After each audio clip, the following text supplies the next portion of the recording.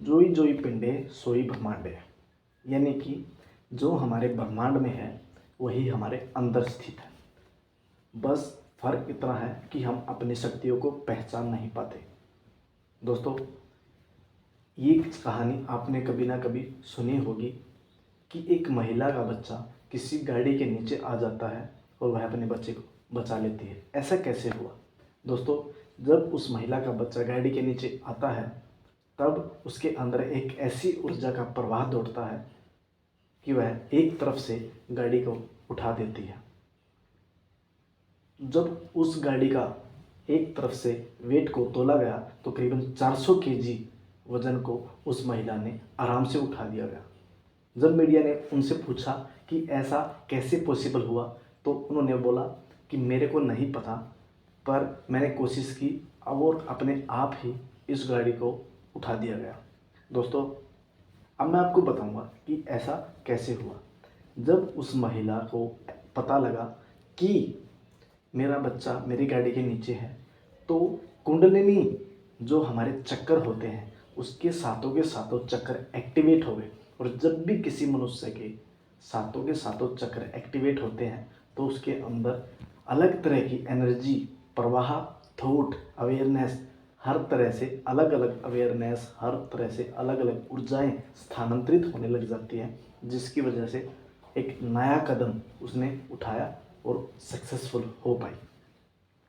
दोस्तों, ऊर्जा के 3 स्तर होते हैं जिनको हम इन कुंडलिनियों को जगा सकते हैं। सबसे पहले शारीरिक, दूसरा मानसिक, तीसरा आत्मिक।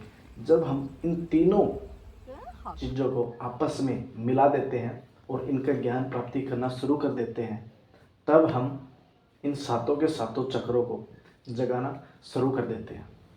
और जब हमारे सातों चक्र एक्टिवेट होते हैं तो मनुष्य शारीरिक, मानसिक, आध्यात्मिक तथा आत्मिक रूप से बिल्कुल स्वस्थ रहना शुरू कर देता है। तो दोस्तों, आज मैं आपको बताऊंगा कि ये 7 चक्र किस तरह से काम करते हैं और इन सातों चक्कर का क्या महत्व होता है और इनके करने की विधियाँ क्या होती है कि हम भी शारीरिक, मानसिक, आत्मिक और आध्यात्मिक रूप से स्वस्थ रह सकें। दोस्तों, पहला आता है रूट चक्कर, यानी कि मूलाधार चक्कर। यह चक्कर हमारे प्राइवेट पार्ट के जस्ट नीचे पाया जाता है और अगर हम इस पर लगातार ध्यान लगाए रहते हैं तो एक स्थिरता और अद्भुत सुगंध का अनुभव हो सकता है। मल द्वार से लेकर हमारे शरीर में जितनी भी समस्याएं पाई जाती है वह सारी की सारी ठीक होने लगती हैं और साथ के साथ उत्साह तथा स्फूर्ति का आभास भी होने लग जाता है। दोस्तों, इस चक्कर का देवता की अगर मैं बात करूं तो भगवान शिव जी इस चक्कर के देवता माने जाते हैं। दोस्तों, इस चक्कर को एक्टिवेट करने के लिए हमें निरंतर इसका अभ्यास करना पड़ेगा, तब जा कर के हम जितने भी हमारे प्राइवेट पार्ट वाली जितनी भी बाहरी बाह्य हमारी चोटें होती हैं हम उनको ठीक कर सके। बाद आता है स्क्रेच चक्कर, यानी कि स्वादिष्ठान चक्कर। यह महिला व पुरुष के बिल्कुल प्राइवेट पार्ट पर पाया जाता है।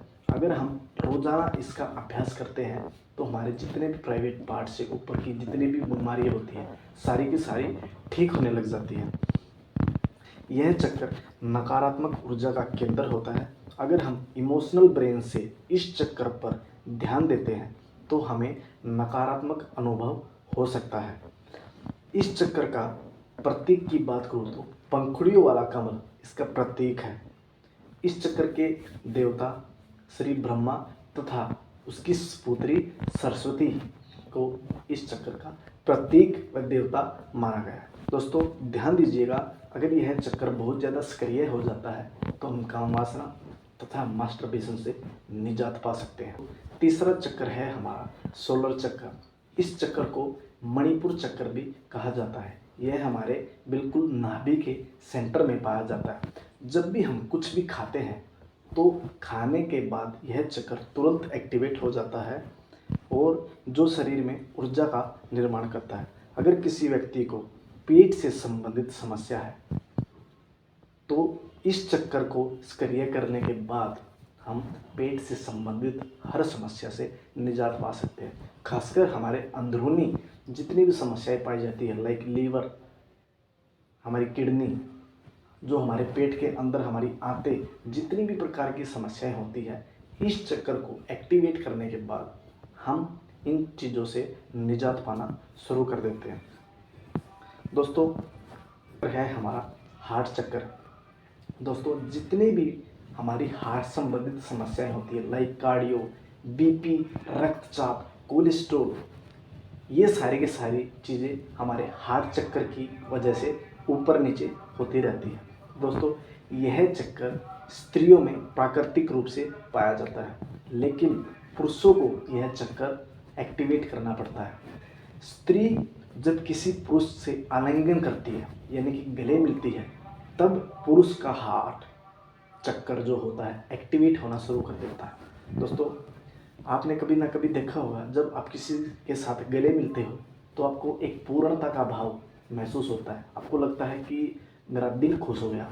वो खुश नहीं हुआ, उसके अंदर एक ऑक्सीटोसिन हार्मोन होता है, जिसको हम लव हार्मोन भी बोलते हैं। और जब हमारा किसी के साथ दिल मिलता है ना, तब यह चक्कर एक्टिवेट हो जाता है। और जब यह चक्कर एक्टिवेट होता है तो दिल से संबंधित जितने भी समस्याएं होते हैं वह खत्म होना शुरू हो जाती है। दोस्तों, इस चक्कर का अभ्यास, यानी कि मैं आलिंगन भी कह सकता हूँ, 15 से 20 मिनट जब किसी के साथ लगातार या फिर दिन में कहीं गले मिलते हो, तो हम दिल से संबंधित काफ़ी बीमारियों से निजात पाना शुरू कर देते हैं। इसके ऊपर आता है थ्रोट चक्कर, यानी कि विशुद्धि चक्कर।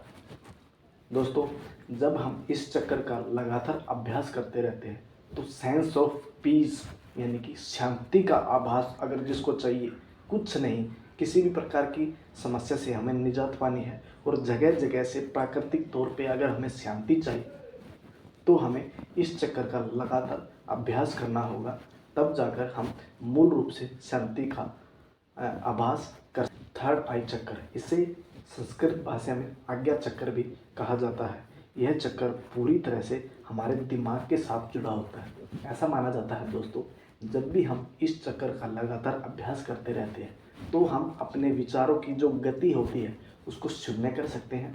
किसी भी प्रकार के स्ट्रेस, जो हमारा कोर्टिसोल बढ़ता है, उसको हम रिलीफ दे सकते हैं। और हर प्रकार की साइकोलॉजिकल प्रॉब्लम से बाहर आने के लिए इस चक्कर का एक्टिवेट करना हमारे लिए बहुत ही महत्वपूर्ण हो जाता है। दोस्तों, जब हम लगातार स्ट्रेस में रहते हैं, एंजाइटी में रहते हैं, तब हमें इसी चक्कर से एक्टिवेट करके उन सारी समस्याओं से निजात पाना पड़ता है। दोस्तों, लगातार 15 दिन के अभ्यास की वजह से हम किसी भी प्रकार की साइकोलॉजिकल प्रॉब्लम से बाहर आ सकते हैं। आखिरी चक्कर आता है हमारा क्राउन चक्कर, जो कि हमारे सिर के बिल्कुल ऊपरी सतह पर पाया जाता है। इसको हम संस्कृत भाषा में सहस्र चक्कर भी कह सकते हैं। ऐसा माना गया है, अगर हम इस चक्कर का अभ्यास निरंतर रूप से करते रहते हैं तो हम समाधि की प्राप्ति कर सकते हैं। किसी किसी को मोक्ष की प्राप्ति भी होने लग जाती है। और साथ के साथ ध्यान करते करते आप ध्यान दीजिएगा, आपको स्वर्ग लोक भी दिखाई देने लग जाता है। दोस्तों, इस चक्कर तक पहुंचने के लिए बहुत सारी तपस्या करनी पड़ती है और इस तक पहुंचने के लिए काफ़ी तरह की मशक्क़त करनी पड़ती है। तब जा कर के हम सातों के सातों चक्रों को एक्टिवेट करके शारीरिक, मानसिक तथा आत्मिक और आध्यात्मिक चीज़ों को प्राप्त कर सकते हैं। ऐसा माना गया है, जब गौतम बुद्ध ने इस चक्कर की प्राप्ति की तब वह भगवान के बिल्कुल समीप पहुंच गए थे। और समीप पहुंचने के बाद उसके अंदर वो शिक्षाएं या फिर वो ज्ञान प्राप्त हुआ जो शायद आज तक किसी को भी नहीं हुआ।